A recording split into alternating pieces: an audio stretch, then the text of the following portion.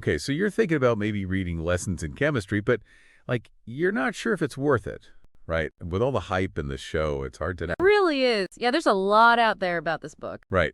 So we're going to cut through all that and try to help you figure out if it's, something you'd actually like. Yeah, and let's just say up front, like if you're looking for something super light, just a fun, easy read, this might not be it. It's got some witty parts, it makes you think, but there are definitely some heavier themes. And the style is, well, it's kind of quirky, not for everyone.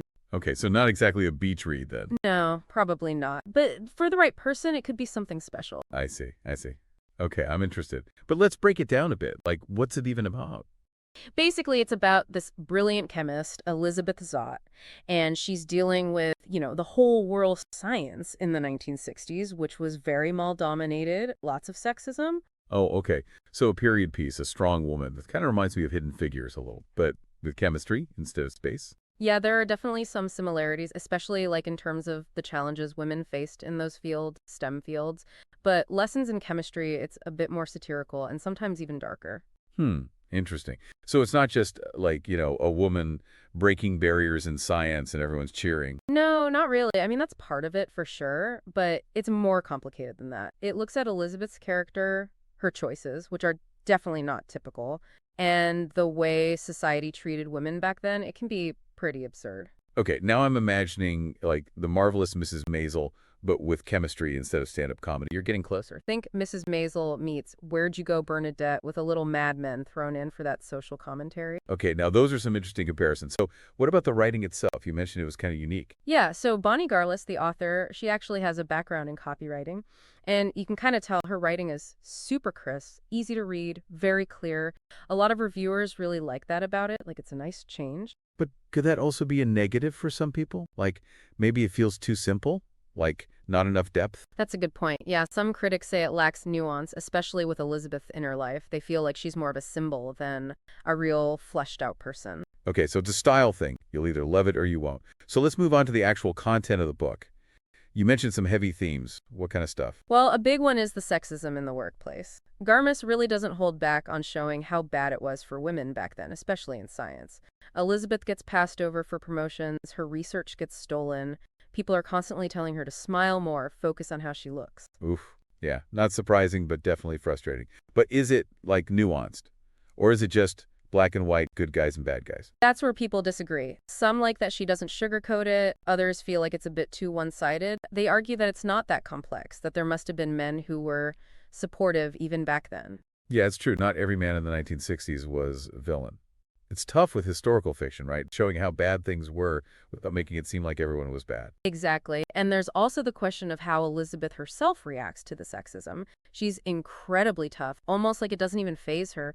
She uses her smarts and her wit to deal with the men who are trying to hold her back. So not damsel in distress, that's for sure. But does that make her less relatable? Like, is she too perfect? Like some kind of superhero scientist? That's something a lot of readers struggle with. Some find it inspiring, her confidence. Others find her kind of off-putting because she's not vulnerable enough. Yeah, I can see that. Different strokes for different folks.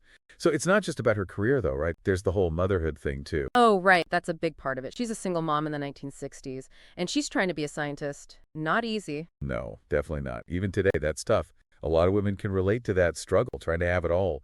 So how does Elizabeth happen it?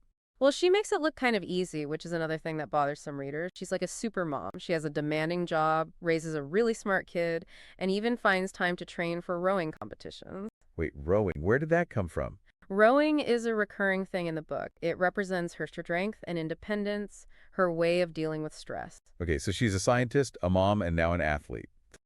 Yeah, it is, and it doesn't stop there. There's another element that makes this book really unique, and it sparked a lot of debate, the live. Oh yeah, I've heard about this dog. 630, right. He's not your average dog, is he?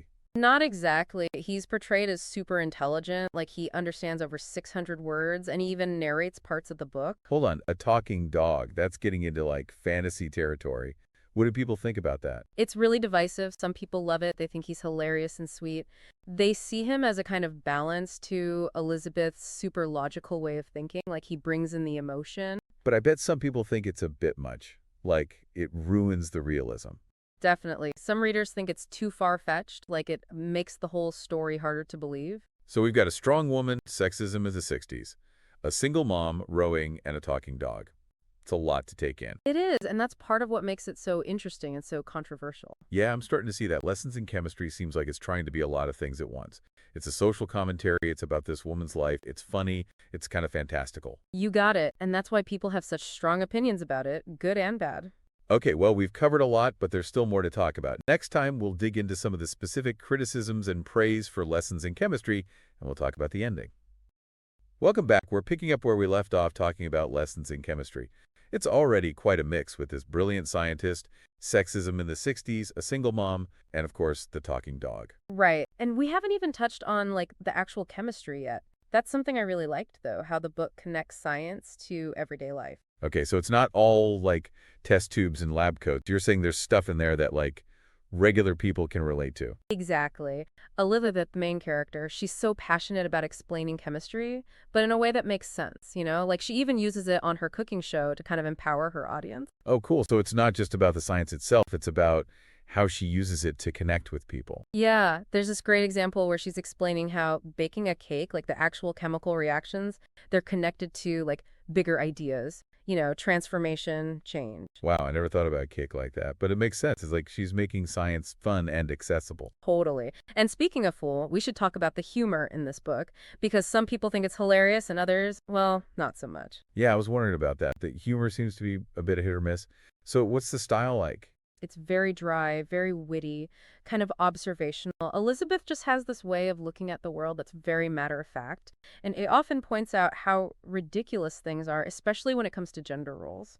Okay, so I'm picturing like Lucille Ball, but with a scientific twist. It could be really funny, but I can also see how it might not be for everyone. Absolutely. And I think the other thing that throws people off is that it mixes this humor with some really dark topics. Like, really early on, there's a pretty graphic scene about sexual assault. Oh, wow.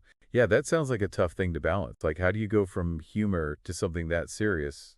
Does it work? It's tricky. For some readers, it was really disturbing, and it kind of overshadowed the whole rest of the book for them. They felt like it was too graphic, and it didn't really add anything to the story. Yeah, I can see that. It's a sensitive subject for sure. And putting it right alongside humor, that's a risky move. Definitely. Other readers, though, they were able to separate that scene from the rest of the book. They still enjoyed the humor and the positive parts of the story. So it depends. So fair warning to readers then? It's not all light and fluffy. There's some tough stuff in there, even with the funny parts. Exactly. And another thing we see is, complicated family dynamics. Elizabeth becomes a single mother. And it's the 60s, so she has to deal with all that pressure, all those sacrifices. Wow, a single working mom in the 60s. That couldn't have been easy. So how's that portrayed in the book? You really see the struggles, but also how much she loves her daughter, Madeline. And Madeline's character is super interesting, too. She's really smart, really mature for her age, kind of like her mom. So another strong female character. But is she, like, too perfect? Because that can happen sometimes with these amazing kid characters. You're right. Some readers did think Madeline was a little unbelievable, especially, like, her ability to understand really complicated things when she's so young. It stretched their believability. It's a tough balance, isn't it? Creating characters that are aspirational, that you want to be like, but also, realistic. Sounds like maybe Madeline leans more toward the aspirational side. Yeah, and I think that kind of connects to the whole question of, like, what genre even is this book? Because it's not just one thing. It's got romance, social commentary, satire, even a little magical realism with 630. Yeah, that talking dog is definitely a wild card. So is that good, bad, or both? Like, what's the general feeling on this genre bending? Honestly, it depends on who you ask. Some people love it. They think it's fresh, but the author isn't afraid to mix things up. Keeps them guessing. Yeah, but I can see how that could also be frustrating, right? Like you don't know what you're getting into. For sure.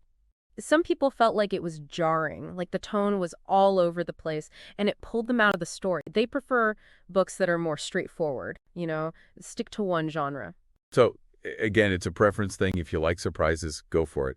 But if you want something clear-cut, maybe not. Exactly. It all comes down to what kind of reading experience you're looking for. All right, so we got chemistry, humor, dark topics, family drama, genre bending. It seems like this book really gets people talking. But before we give our final thoughts, I'm curious, How does this compare to other books? Are there any similar titles that come to mind? Oh, yeah, definitely. Like, if we're thinking about strong women who don't fit the mold, where'd you go? Bernadette is a good comparison. Both Bernadette and Elizabeth are super witty, and they both challenge the way things are. Okay, yeah, I can see that. And Bernadette also mixes humor and serious stuff.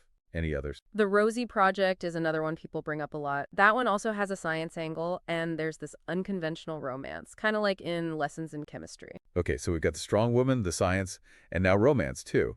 It's getting pretty complex. It is. And if you're thinking about like family dynamics and how society changes, The Kitchen Front is a good one to compare it to. The kitchen front that's set during World War II, right? So both books are about women taking on roles that were usually for men. Exactly. They both show the challenges those women faced and how they made their own way to despite everything. Okay, those are some really helpful comparisons. It sounds like Lessons in Chemistry takes inspiration from all over the place to create this, like, unique blend. Humor, drama, science, social commentary. It's a lot. You said it. And honestly, that's what makes it so interesting and so polarizing. All right, well, we've really gone in depth with this one, but the big question is, should you read it? Is it worth your time? We'll share our final verdict in the next part, so stick around. Okay, so we've spent the last two parts really digging into Lessons in Chemistry, right? We talked about the writing, the way it mixes humor and serious stuff, those characters that people seem to either love or hate, even a talking dog. Yeah, it's been quite a ride. We've looked at what works, what doesn't, how it compared to other books, but I think everyone's waiting for the final verdict. Should you actually read it? Right. Is it worth it? We've given you all the info. Now what's the bottom line? Well, after reading all the reviews, all the different opinions, and experiencing the book myself, here's what I think. Lessons in Chemistry is kind of like a souffle. A souffle. Okay, now I'm really curious.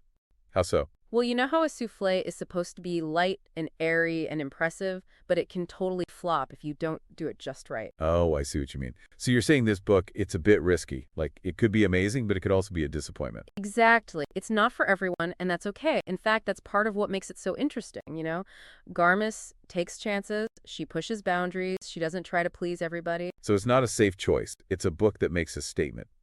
But for the right person, it could be really special. Absolutely. If you like strong women who don't follow the rules, if you like books that make you think about society, and if you're okay with something a little different, then yeah, you'll probably love this book. So it's all about knowing what you like as a reader, right? You wouldn't recommend it to someone who just wants like a light romance or a typical historical novel. Probably not. This book will make you think, it'll make you laugh, and it might even make you angry sometimes, but you won't forget it. So it's a book that starts conversation that stays with you. That's pretty powerful. Definitely. And isn't that what we all want from a good book? Something that moves us, that challenges us, that gives us something to think about. I think you've hit the nail on the head. Lessons in Chemistry is an experiment, and some experiments fail. But for the right person, this one could be a huge success. Well said. So there you have it. That's our deep dive into Lessons in Chemistry. We've covered a lot of ground, the good and the bad. Now it's up to you to decide. Yeah, if you do decide to read it, let us know what you think. Did you connect with Elizabeth? What about the dog? Did you find him funny? Did the book's message resonate with you? We want to hear all about it, because whether you loved it or hated it, this book will definitely get you talking. Happy reading. 2-8 times.